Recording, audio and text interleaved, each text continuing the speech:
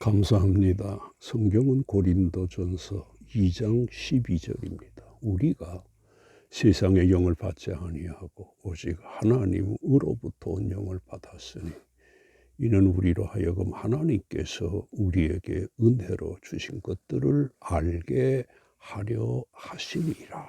아멘.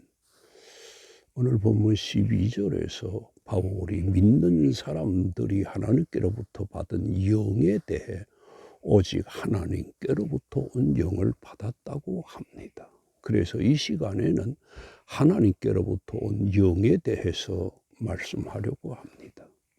그러면 하나님께서 하나님의 영에 대해 더 구체적으로 어떻게 표현을 합니까? 10절에서 이렇게 말씀하시고 있습니다. 오직 하나님이 성령으로라고 밝히고 있는 것처럼 하나님께로부터 온 영이 성령이시라는 것을 알 수 있습니다. 이처럼 하나님은 우리 인생들의 구원을 위해 그 아들 독생자를 보내주셨고 또 우리들의 여러 가지 유익을 위해 성령도 보내주신 것입니다.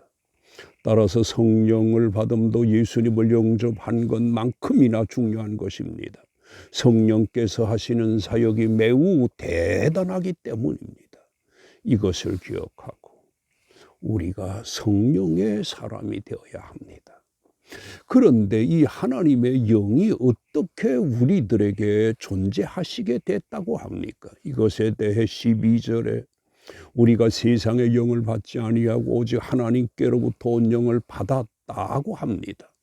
이 말씀에서 볼 수 있는 것처럼 성령을 우리들 속에 내재하게 하신 것입니다. 그러므로 그리스도인들 속에는 성령이 내재해 계시는 것입니다. 따라서 우리 그리스도인들은 내 마음대로 사는 것이 아니라 성령의 인도하심을 따라 살아야 합니다. 그래서 14절에서 이런 말씀을 하시고 있습니다. 육에 속한 사람은 하나님의 일들을 받지 아니하나니 이는 그것들이 그에게서 어리석게 보이며 또 그는 그것들을 알 수도 없나니 그러한 일은 영적으로 분별되기 때문이라고 했습니다. 이처럼 우리 믿는 사람들은 성령의 일들을 받은 사람이 되어야 합니다. 그리고 믿는 사람에게 누가 이 성령을 주신 것일까요? 10절에서 하나님이 성령으로 이것을 우리에게 보이셨다고 합니다. 하나님이 믿는 우리들에게 성령, 하나님의 영을 주신 것입니다.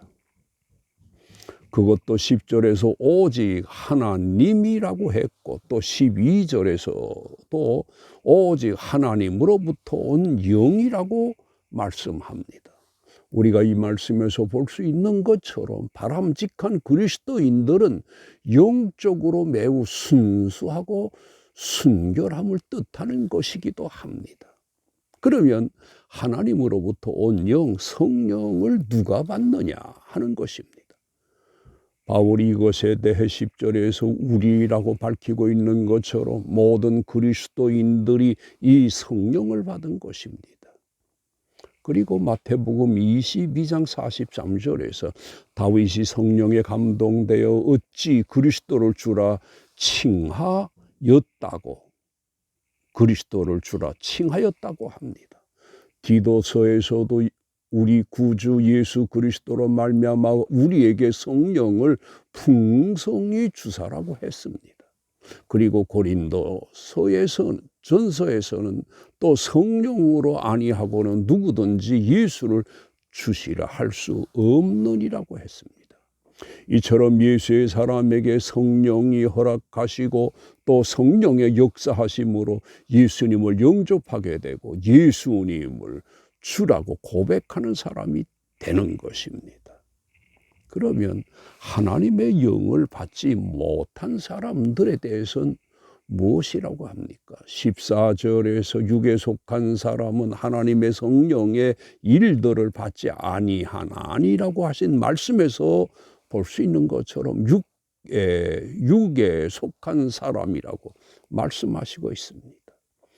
이런 사람들이 어떻게 행동할까요? 이것에 대해 8절에서 이 지혜는 이 세대의 통치자들이 한 사람도 알지 못하였나니 만일 알았더라면 영광의 주를 십자가에 못 박지 아니하였으리라고 합니다.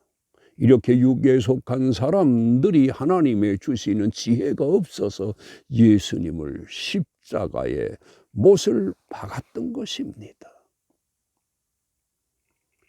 성령 받지 못하고 육에 속한 사람의 그 행위가 엄청나게 무섭다는 것을 뜻합니다. 그리고 하나님의 영을 받은 사람에 대해서는 또 어떤 사람이라고 합니까? 15절에서 신령한 자라고 말씀을 하시는데 이 말씀은 육에 속한 사람과 대조를 이루는 것입니다. 신령한 사람은 분명한 가치 기준이 있어서 판단의 주체자가 될 수 있음을 뜻하기도 합니다. 신령한 자에 해당하는 말은 육에 속한 사람의 헬라어와 반대되는 개념으로 영에 속한 사람, 영적인 사람이라는 것입니다. 그리고 신령한 사람이라는 말은 성령께서 내주하시는 모든 그리스도인들을 가리킵니다. 이러한 신령한 사람은 우리 그리스도인들은 성령의 인도하심을 따라 모든 기준이 영적이므로 하나님께로부터 온 계시에 의존하여 판단합니다. 내 마음대로 생각하고 판단하지 않습니다. 하나님의 계시에 의존해서 판단합니다. 따라서 신령한 사람의 판단은 정확합니다. 성경적입니다. 그리고 또 하나님의 영을 받은 사람의 마음에 대해서 바울이 뭐라고 합니까? 16절에서 우리가 그리스도의 마음을 가졌느니라고 하신 것에서 볼 수 있는 것처럼 그리스도의 마음을 가집니다. 이렇게 하나님의 영을 받은 사람은 그 마음까지도 크게 달라지고 변화됩니다.